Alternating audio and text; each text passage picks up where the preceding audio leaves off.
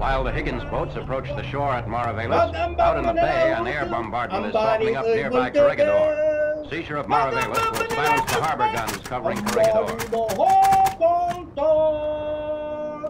The LSTs unload at various points along the harbor's length. Beach conditions in several places hamper the bringing in of heavy equipment, but the troops quickly seize the Maravelas airstrip and begin fanning out to the north, east, and west. Di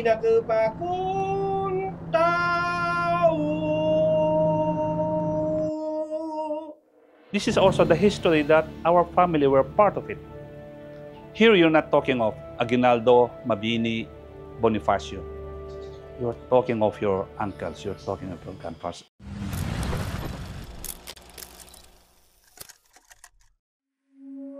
Well, alam mo, noong 1945 na, when the Japanese were on the losing end, sa kabundukan ng Bamban, marami niyan mga stragglers na lang. In April 1945, there was an order from General Chocada to disperse into smaller units. So, tinutugis yan ng mga sundalong Amerikano, Pilipino, Ayeta Negrito, no? And then, later before the surrender, marami sa mga Hapon na parang paggala-gala na lang sa bundok, pero tinutugis ng mga guerrilla natin. And some of this, when captured, it was sure death, no? Pinapatay sila. We tell history as it happened. Hindi ibig sabihin ng museo namin, makikita mo may mga Japanese na mga display, pero on the other hand, makikita mo rin yung atrocities nila. And then, to some point, you know, meron din naman mga, in 1945, mga nangyaring kaganapan, yung mga sundalo natin na, you know, they killed Japanese na hindi na sila makalaban. It was a revenge of the Death March, of the Bataan, at yung mga inabuso nung Japanese occupation.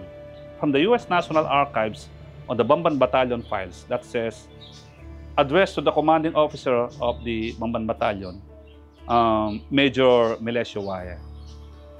Yun naman ay under the, yung memo, galing naman sa commanding officer ng 185 Infantry, U.S. Army. Sabi niya, it has come to our headquarters report that your men are killing Japanese. Please stop. Treat them in accordance with the Geneva Convention, on the terms of the Geneva Convention. Ibig sabihin, on the handling of the prisoners of war, kasi pinapatay nga nila mga Hapon. Kahit puyo, biklat, kaulo-ulo, tangkita niyo yung batsilatan ng atsitsipro. Gali-aliyo. Gali-aliyo. Pantayin niyo yawin. Yung song, Japanese song. Tapos, sabi ko, Aupon mo kuraywa na apo. Yung ba nagdadasal siya na alam ko sana yung naririnig kong kinakanta ng mga Hapon. You sing now, Pablo! Nagagalit na raw yung Hapon eh. Tapos, Sara aban manira yumoto koro mahadiwa siwa karawa dami-dami o kausi. Ako po si Antonio Sumilang, katutubong Aita Maganchi. Anak po ni Pablo Tolentino Sumilang. Pinanganak po ako sa Barangay Sapambato, sakop po na Angeles. Ako po ay pinanganak noong August 21, 1951.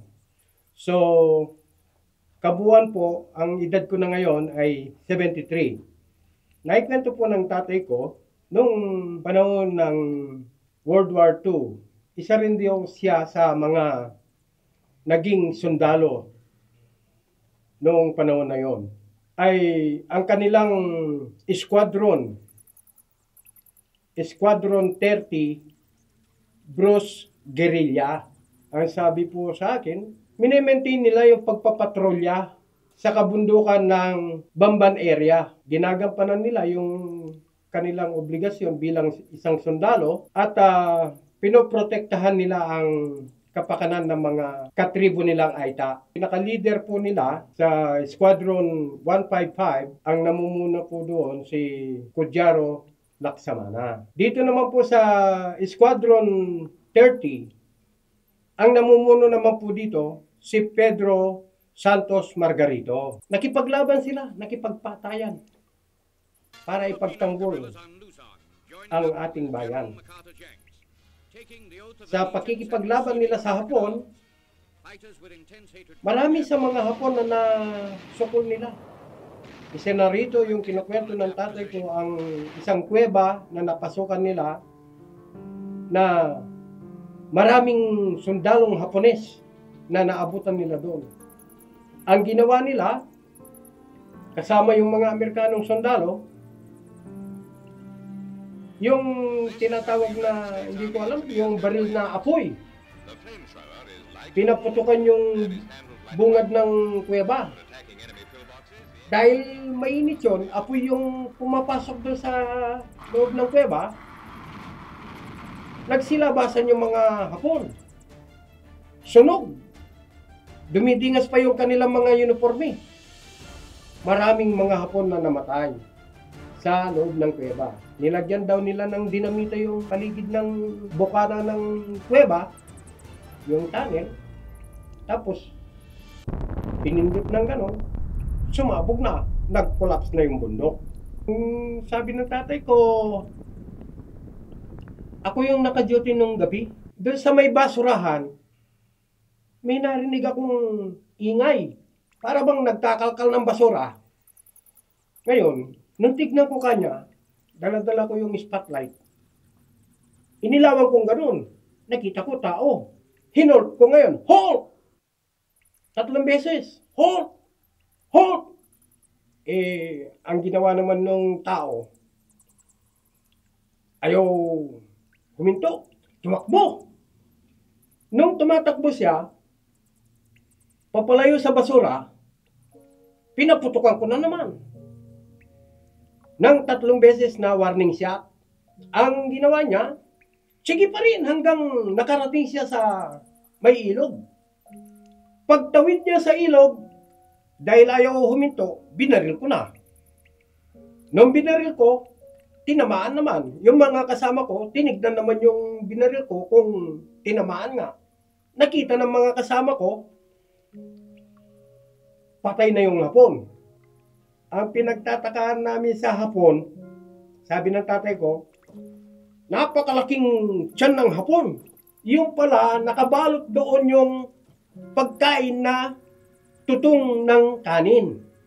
Nakuha niya sa basurahan. Dahil nagugutom na siguro yung Hapon, ang ginawa naman nitong mga kasama ko, dahil sa sobrang galit, dahil marami din nang namatay sa mga katutubong Aita, ang ginawa ngayon, pinagpapalo kahit na patay na ang Hapon. Tapos, sabi ko sa tatay ko, ganun ba tay? Oo, ano.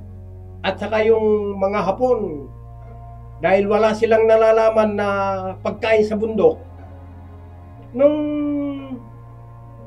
karamihan sa kanila, nagugutom na.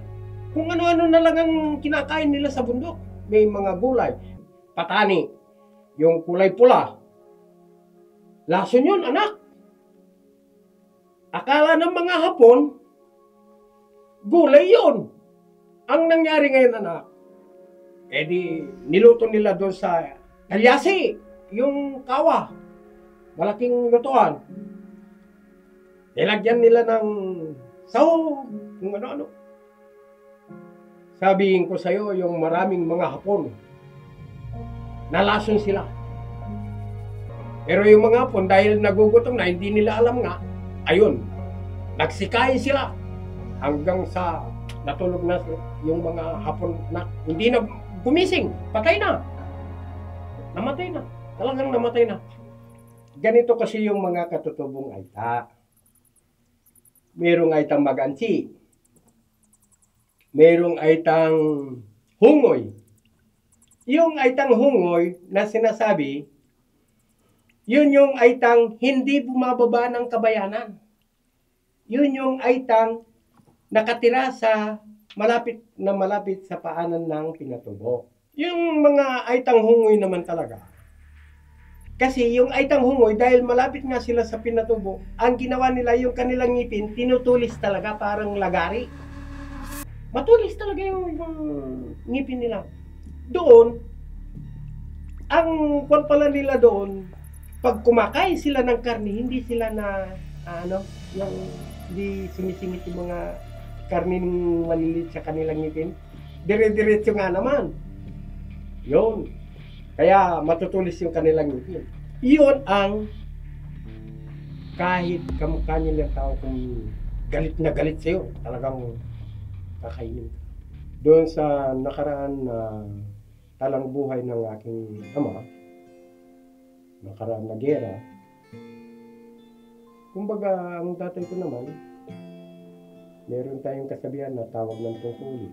Lalong-lalo na yung sa bansang Pilipinas. Oo, mga Aita nga kami, may itim nga kami. Pero, minsan nga nasasabi namin sa kapwa natin Pilipino, huwag naman kayong masyadong manlait sa amin. Sugatan mo nga yung katawan mo. At sugatan ko rin yan sa akin. Titignan ko yung kulay ng dugo mo tsaka yung dugo ko kung magkaiba tayo ng dugo. Siyempre, itong nakaraang gera sa pagtatanggol ng ating bayan. Kaya ayaw nilang masakop tayo o magapi tayo ng mga kalaban. Yan. Kaya kahit na katutubong Aita lang kami, talagang meron din kaming pagmamahal sa bayan. Galit po ba kayo sa mga Hapon, Tay? Nung una, talagang galit na. Makalipas at mayroon ng kalayaan ng mga Pilipino at sa bansang Hapon, nagsisisi na sila, nagbabayad na sila ng kanilang mga damages. Bakit hindi? Hindi mo ba mapapatawad? Kung yung Panginoon marunong magpatawad, ikaw pa kaya ang tao?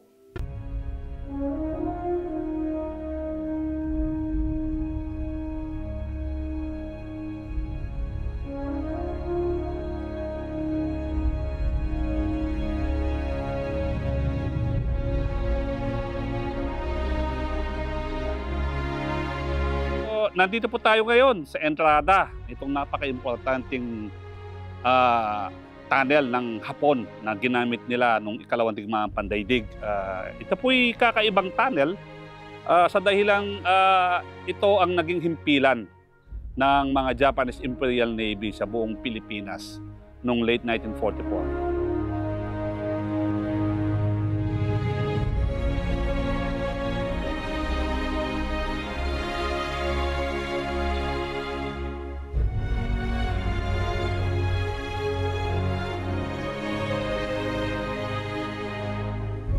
Nandito tayo ngayon sa loob ng isa sa pinakamahalagang tunnel na ginawa ng Hapon, if not sa buong Pilipinas, no? Kasi ito yung kanilang tunnel headquarters ng Combined Air Fleet. Anong ibig sabihin, no?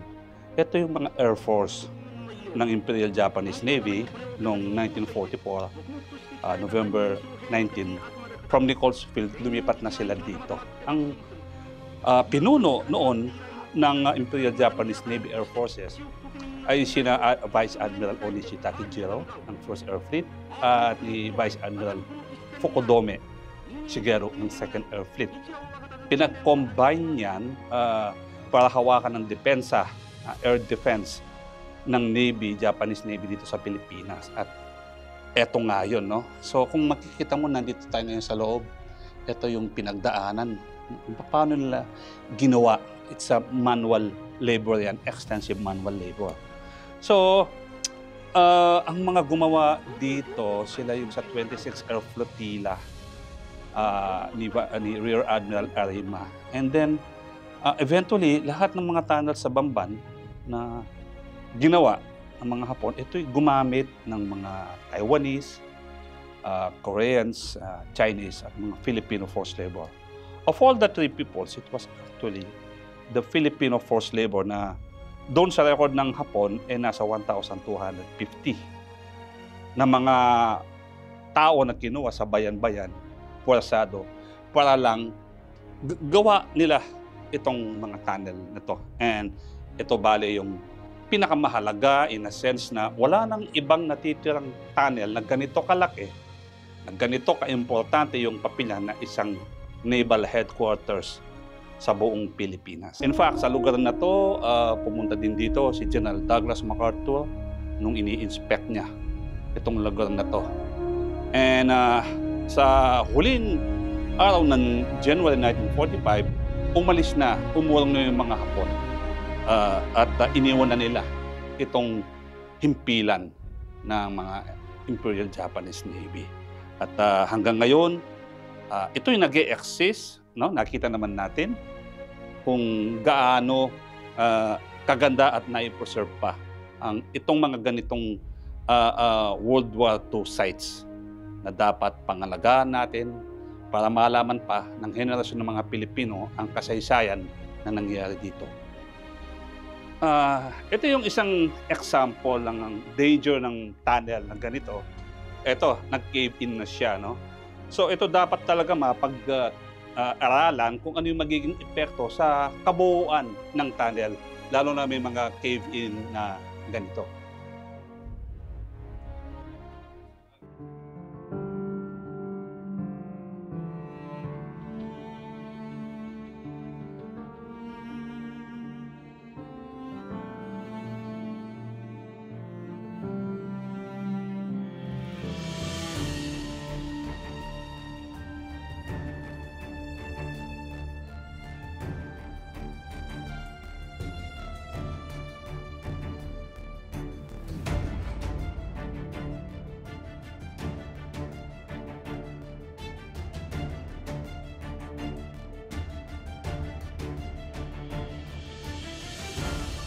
Okay, magandang araw sa inyong lahat. Ako si Ronnie de la Cruz, isang Pilipinong historiador na nakabase dito sa Tarlac. At ako'y descendants ng mga bayani natin na lumaban noong ikalawang digmaang pandaigdig. Ako din ang may-ari ng Bamban World War II Museum at director. At ito ang aking advokasya, ang mapanatili, masaliksikan ang mga kasaysayan at ang istorya ng ating mga ninuno na nagsakripisyo at lumaban ng ikalawang digmaang pandaigdig. Bilang isang bata na lumaki dito sa Bamban, madalas kaming umakyat ng bundok, magpunta ng ilog. No? At noong mga time na yon, 1970s, marami na kaming mga nakikitang mga artifacts. Lalo na pagkatapos ng bagyo o malakas na ulan, punta ka sa mga ilog namin, makikita mo mga bala, 50 caliber, bala ng Hapon, bomba, mortar. So at that time, nag-i-start na yung curiosity na, ba't ang daming ganito? Bilang mga bata, of course, fascinated ka sa mga bagay na luma dahil ito yung lugar na kinalakayan namin. Then pag-aakyat ka ng bundok, ang daming mga tunnels. So, yung mga bagay na yun na nagbigay ng inspirasyon. And then isa pa, narinig ko lang sa mga nakakatanda sa aming pamilya, both sides, sa nanay ko at sa tatay ko, na may mga miyembro pala kami ng pamilya na lumaban ng ikalawang digmaang pandaigdig. Hanggang sa ako'y naging binata na, nag-abroad na, naging OFW sa Saudi Arabia. Meron akong kaibigan na ang nanay niya nagtatrabaho sa National Library. So marami, at that time wala namang internet eh. So mahilig ako magbasa. No? And history talaga is my passion. Even nung ako'y bata, nananalo ako sa mga competition sa eskwelahan namin dito sa Bamban about aralin panlipunan, social studies and history. So yung libro na yon, yung The US Army in World War II, Triumph in the Philippines. It's the official U.S. Army book about World War II. So, doon na, habang nandun ako sa Saudi, nung pag-uwi ko, inorganize ko na. Sabi ko, it's high time na organisa na ang Bamban Historical Society for the purpose of, eto nga, mag-advance na kami on the study of history and especially World War II. Hanggang sa magkaroon na ako ng access sa US National Archives, naging kabahagi na ako ng The Defenders of Bataan and Corregidor. And by 2005, ito nga, kung saan itong Bamban Museum ngayon, napag-isipan ko na i-establish na itong Bamban Museum para mga nakukuha naming mga collection, yung mga naibibigay ng mga pamilya ng mga veterano. And then nagkaroon na rin kami ng mga connection sa mga Amerikano, sa mga Hapon, na may mga kapamilya sila na lumaban dito. So, yun ang nag-udyat. Kung susumain talaga, ito yung mga ninuno ko. Na 3 sa mother side and 3 sa father side ko. Ang nagbigay talaga ng boost and inspiration para i-set up ko itong mga collection into a museo.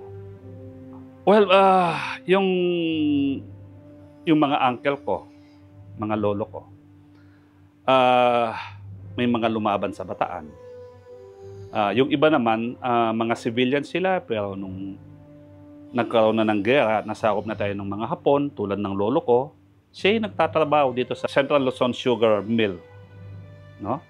And then, habang pala siya nagbabantay doon sa kanyang station, sa tabi ng ilog, parang may ano doon, may binabantayan siyang, ano ba tawag dito, pipeline. Na sila doon kumukuha ng tubig. Kasapi pala siya ng Yusafe guerrilla ng Bamban. At ang mission niya ay to check ang mga Hapon na papasok sa Central, palabas, konektado na siya kay Lieutenant James Hart, na siyang organisador ng mga Yusafe guerrillas, ni na Captain Melencio Wahe, Fortunato Anunciacion. Pero ang lolo ko, at that time, he was already 53 when he joined the resistance. No? So, ngayon, yung isang anak niya, sundalo na even before the outbreak of the war. And during the Japanese occupation, sila yung mga nagbibigay ng mga intelligence report sa mga Yusafe, na eventually yun ay napunta sa headquarters ni General MacArthur sa Australia, na siya namang ginamit nila nung pagbalik ng mga puwersang Amerikano ni General MacArthur to fulfill yung pangako niya na I shall return. So, yun ang mga naging papel nila.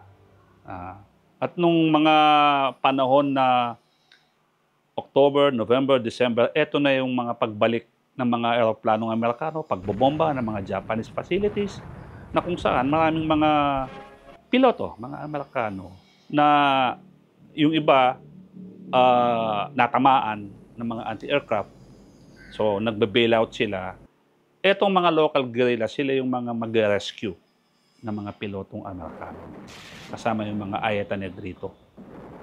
So, hanggang sa dumating na si MacArthur, kasama na sila sa mga labanan sa bundok. Yung liberation, and then yung pagtugis sa mga natitirang Hapon sa kabundukan ng Bamban. Sa Filipino side, no, yung dog tag ni Dionisio Jacobe. Si Dionisio Jacobe, isa siyang original na taga-Bamban na sumapi sa 21st Division Philippine Army. Alam mo, natatangi ang 21st Division sa lahat ng mga division na lumaban sa Bataan. It is because ang 21st Division, siya yung nandun sa Mount Samat. From the time na naglanding ang mga Japanese, nagpunta na sila sa Lingayen, then umurong sila, paurong. Mga defense line nila from Lingayen to Bamban. Dito sa tulay ng Bamban, nakipagbakbakan sila to hold the Japanese advance. Habang yung ibang North Luzon Force and South Luzon Force, papasok yan sa Bataan. Kung hindi nila naharang ang mga Hapon dito sa Bamban, sa tulay dyan, baka maraming namatay. But hindi na natin alam na mas mapaaga yung pag-surrender ng mga Filipino at Amerikanong puwersa. So, hanggang doon sa lumaban na sila sa another line dito sa Porac. And then, pumasok na sila sa Bataan. Of course, dyan na yung mga matinding labanan. No? Yung sa Abukay, then eventually, the last stand doon sa Mount Samat. And ang 21st Division, sila ang napalaban ng gusto. And isa siya sa mga halos mahigit na 5,000 sundalong Pilipino ang nakasurvive. Nag-death march, nakulong, then lumabas, sumapi sa Bruce Guerrilla, lumaban. Namatay siya of old age. And then napag-isipan ng pamilya na ibigay yung dog tag niya. Bihira yung mga ganong klaseng artifact na dog tag na original na ginamit na sa Bataan at ngayon nandito. Of course, marami tayong artifacts, no, na naka-display ngayon dito. Yung iba nakuha namin sa mga tunnels, yung iba sa former battlefields using metal detector. Yung iba naman dinodonate ng mga tao, mga farmers. Minsan sa kanilang mga farm nakakakuha sila ng mga gamit, dinodonate. Yung iba namit ko sa Japan. I was there in 2000 and 2001. Si Lieutenant Commander Moji Chikanori na aide ni Admiral Onishi Takejiro of the famous Kamikaze Special Attack Force ng First Air Fleet. Namit ko yan. Yung mga piloto. At that time na nasa Japan ako. So nagbigay sila ng kanilang mga libro, mga photographs, yung iba original. Na which makikita mo rin dito. No? At para sa akin, yung sa side naman ng Japanese, merong binigay dito ang family ni Captain Bruce, Captain Daniel Bruce ng Bruce Guerrilla. Yan yung mga nakuha niyang mga Japanese Navy officer swords, Kaigunto. And napaka-precious ng mga to. Una, bibihira sila, no? At nung time na Liberation and Battle of Bamban Hills, kasama ang Bruce Guerrilla. So, Captain Bruce and his local guerrillas, you know, they helped the American divisions, 40th, 43rd, 38th, 6th Division, sa pagtugi sa mga Hapon, sa kabundukan ng Bamban. At nakuha niya yan. Inuwi niya, bumalik sa Amerika noong December 1945. Namatay siya noong 1987 and then iniwan niya sa mga anak niya. Ito yung mga forgotten history na sinasabi ko. Unang-una, these are our indigenous people, no? All we know, taga-bundok sila, and they were living the life of primitivity, ganyan. Nung panahon na yon, sila lang nakakaalam ng kabundukan kasi bibihira yung mga tao from the lowlands na umaakyat. But eventually, yung lugar nila became the battlefields. In fact, walang ibang choice ang mga American USAFE survivors na nag-organisa ng guerrilla kung hindi pumunta sila sa lugar ng mga katutubong ayata. Pagkabagsak ng Bataan at yung death march, so marami ng mga takas ng mga Amerikano, ibang mga Pilipino. Diyan sa boundary ng Florida Blanca and Dinalupian, itinatag yung Fasots camp ng mga pamilyang Fasots. Pero kung tutuusin, yan ay nasa lugar na ng katutubong ayeta. No? Marami dyan lahat ng mga guerrilla dumaan sa kanila. Halos lahat sa kanila. Sina Kanner, sina Rayhunt, si Anderson, marami, halos lahat ng mga opisyal na mga Amerikano. Si Robert Lapham, yan, no? And then, isa pang bagay, the father of USAFE guerrilla, na si Lieutenant Colonel Claude A. Thorpe.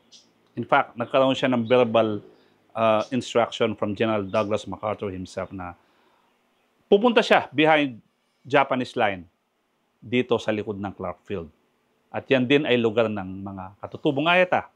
So, January pa lang, nag-i-start pa lang ang bakbakan sa Bataan. They crossed the line from Bataan papunta dito, no? And then, ang mga Kapampangan, ayun na, sumama na.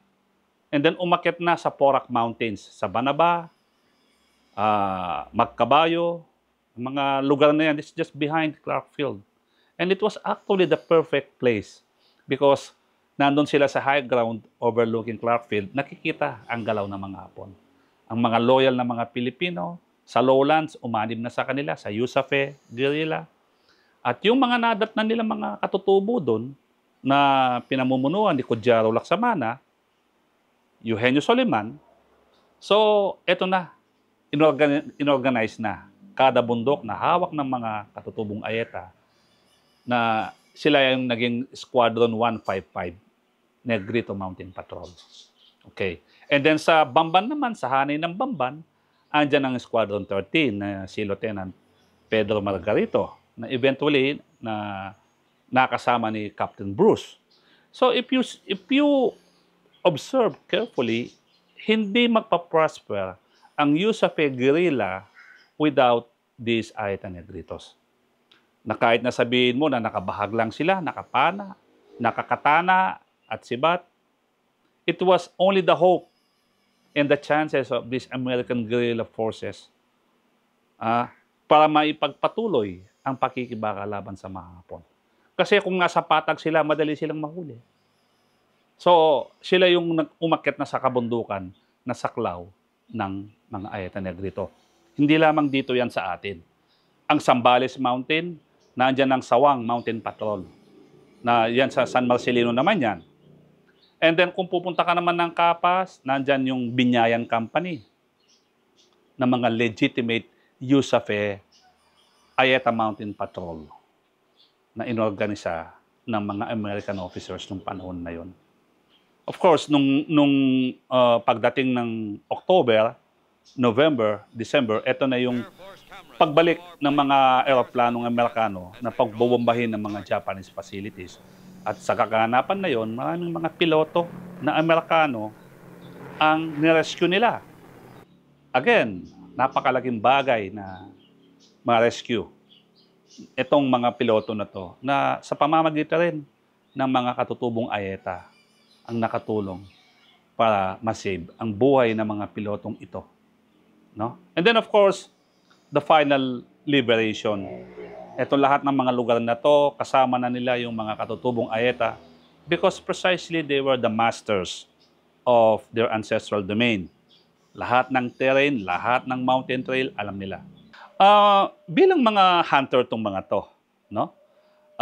They have their own distinct culture sa kanilang pamumuhay at kasama na dito yung pag-hunt ng mga baboy damo, ganun. So, yung kaalaman nila sa mga to ay ginamit nila sa lahat ng mga trails na posibleng dadaanan ng mga Hapon sa bundok. So, ang Squadron 155 and Squadron 30 na under kay Codjaro Lacsamana and Pedro Margarito, yung mga tao nila about more than 500, ginamit lahat yun para itrap yung mga Hapon na pupunta sa bundok. At yun ay naging isang instrumento na, in the war effort na ito'y ambag ng mga katutubong Ayeta. By January 1945, ang mga Hapon nag-deploy na sa Bamban. Ang pinaka-embarkation nila ay itong sa poblasyon natin. Naging yan, yung Sugar Central, ito yung pinakamalaking kampo. And then from there, aakyat sila ng bundok. So nakita ngayon ng deployment ng mga Japanese forces sa Bamban, papuntang Bamban Hills ng mga guerrilla natin. Nireport nila yan sa headquarters ni General MacArthur. Inutusan ni General Douglas MacArthur ang Army Air Corps, ang 494th Bomb Group. Alam niyo kung anong nakasaad doon sa mission order? Destroy Bamban Town. Nabili ko ang files sa Amerika ng 494th Bomb Group ng January 18, 1945 na kung saan 29 na B-24 heavy bombers ang ginamit para bombahin ang aming bayan. Kaya nasunog ang aming bayan, no? Pero sa totoo, nakuha ko ang testimonya ng mga Japanese from the US National Archives. At that time, wala na pala sila dito sa kapatagan, nasa bundok na. And yet, of course, nandan yung mga bomba ng Amerikano, sinunog ang Bamban and Bamban became one of the most devastated towns in the whole Philippines because of that. So about 42,000 ng mga Hapon na deploy sa kabundukan, including Clark area. Kung tutuusin ang population namin nun dito is just 6,000 people. And yet, you have 42,000 Japanese scattered on this mountain. But it was too late. Hindi naman nag-stay yung mga Hapon sa kapatagan. Eventually, lahat yan umakyat ng bundok. And according to the testimony of one Japanese soldier na nakuha sa National Archives, alam mo, gumawa siya ang mga Hapon kasi mahilig sa diary. At kung namatay yan, kukunin ng Amerikano yung papel na yan to become part of the collection. Nagkaroon na ka ng kopya. The narrative says, January 18, 1945, about 10:45 a.m., sabi niya, 29B, 24 heavy bombers dropped bombs and burned the town of Bamban. We don't have any single casualties, Kanya, because we're already inside the tunnel, overlooking the town of Bamban. Sabi ko, my goodness. So, parang sa Manila, Bamban was also a collateral damage. But unfortunately, it was not the Japanese who burned Bamban. It was the Americans. You know, ang regional headquarters ng Kempitay nandito sa Bamban, under the leadership of Captain Yamaguchi. He was a dreaded Japanese Kempitay na hindi lang Bamban ang hawak niya, actually almost the province of Tarlac, no? And ang mga matatanda dito sa Bamban who survived the war, pag sinabi mong Yamaguchi, kinakalibutan sila. Talagang ano siya, it's a very cruel Japanese military at that time. And as early as January 1942, pagdating ng mga Hapon dito, may atrocities na. Doon sa lumang munisipyo namin, na may mga 5 katao from nearby Sia, pinatay by a firing squad. No? And then, ang pinaka, dito, yung pagsosona o zoning. It is because Bamban is, ito'y pugad ng mga guerrilla. Captain Bruce nandito. Before him, Lieutenant James Hart. Alam ng mga Hapon niya. At meron silang ideya na marami sa mga tao dito ay miyembro ng mga USAF guerrillas.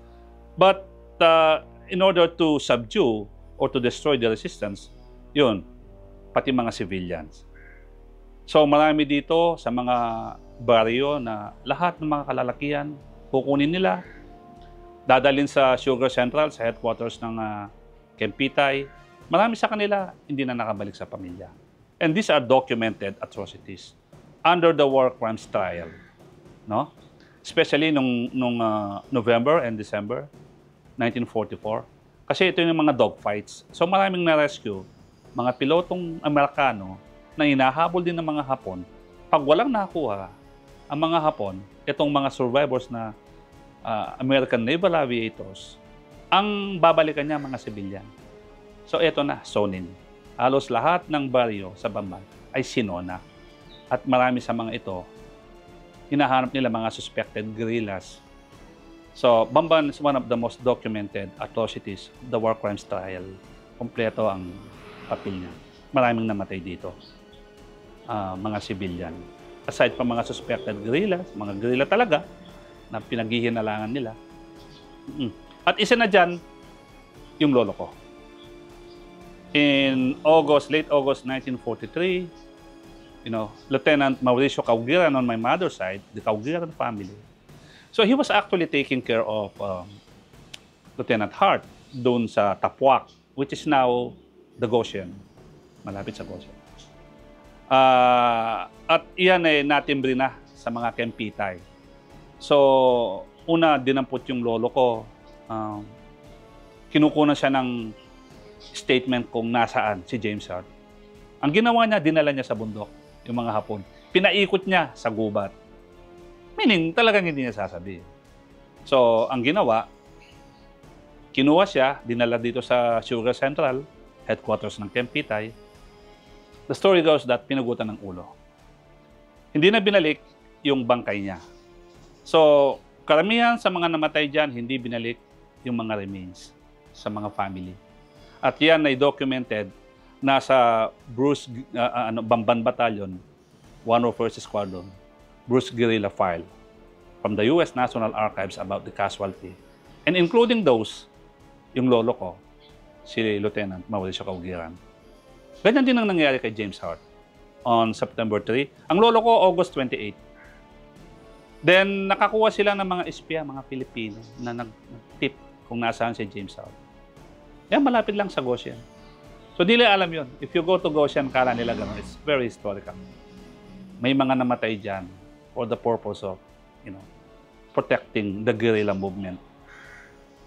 The way we are free now is because these people did something for us. And yun, dyan din na namatay si James Hart. Nung kinupkub siya ng mga Hapon, kasama yung mga Filipino spies. No? Nakaligtas si Captain Bruce, si Adelaida Villares, Captain Adelaida Villares. Babae yun, opisyal. Siya ang intelligence ni Captain Bruce. On that fateful day on September 3, ang nakatakas lang si Captain Bruce at saka si Lieutenant Jose Ragas. In fact, the story goes, the legend, talagang si Lieutenant Hart, tinira niya yung isang bala para sa ulo niya. Umalis na kayo para i-continue yung pagkikibaka. Si Captain Daling, wala na, nandun na. Hindi na nakaalis. Tsaka si Eugene Singaim, isang Amerikanong guerrilla leader yun. Tapos, papalapit na yung mga Hapon, isa na mahuli si Lieutenant Hart. Boom. The last bullet. After the war, kinasuhan yung Filipino spies by the name Fortunato Muñoz from Mabalacat. Nasa history. Ang purpose ng Hapon is to destroy the resistance. It was just the beginning.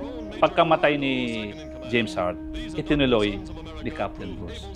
At mas lalo pang lumaki.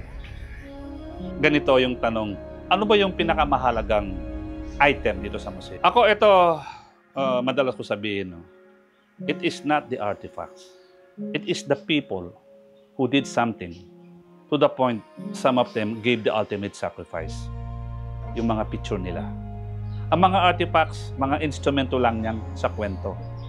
Pero yung essence, tulad ng sakripisyo nila, kabayanihan, yun ang pinakamahalaga. We try to connect as much as possible ang mga artifacts sa mga taong ito. So, di ba, pumunta kayo doon sa exhibit ko, merong isang wall doon. It's about our World War II Heroes Hall. Makita nyo kung sino sila, may mga portrait sila, may mga picture sila. That is the most important thing. Hindi lang yung artifacts siya because, okay, meron siyang historical value, but ang value ng sacrifices, ang value ng ultimate price they paid so we could be free. Para sa akin, yun ang pinakamahalaga. No?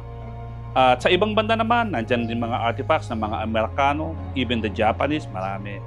We try to connect this to these people who died, no? Fighting the war. So, ganoon ang konsepto namin dito. Ang mahalaga ay yung kwento ng kabayanihan. Pangalawa lang yung mga artifacts.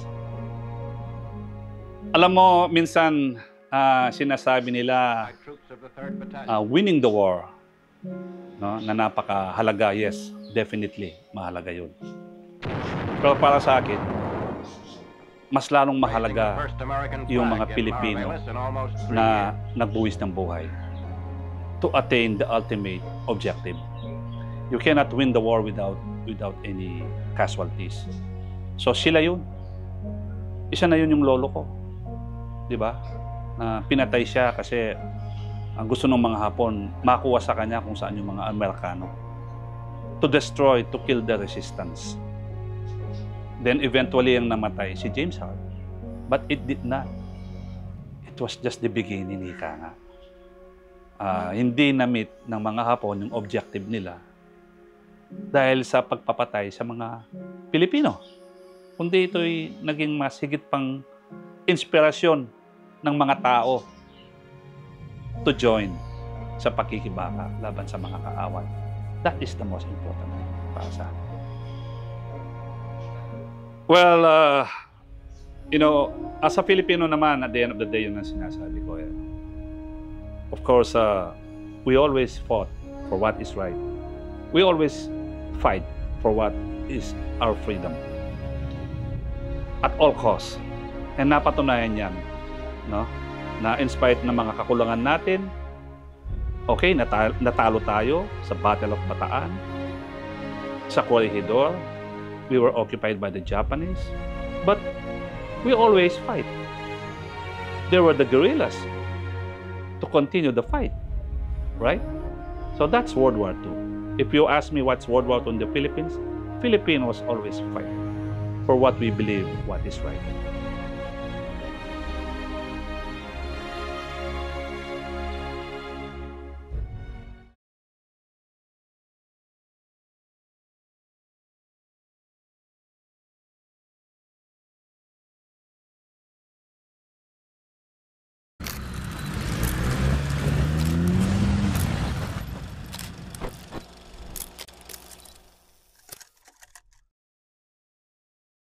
Okay, you know, ito napakaliit na bayan, the southernmost town of Tarlac, but it has a lot of place in history sa ating bansa.